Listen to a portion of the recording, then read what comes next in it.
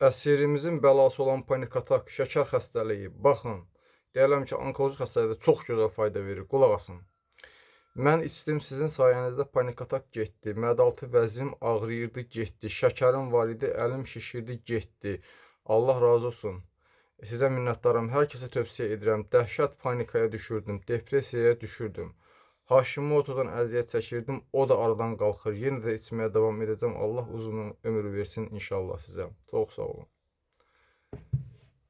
Xalqıma buradan səslənirəm, gözəl insanlar. O tindini həyatınızdan çıxartmayın. Vallah möcüzələrlə möcüzə görəcəksiniz, möcüzə yaşayacaqsınız.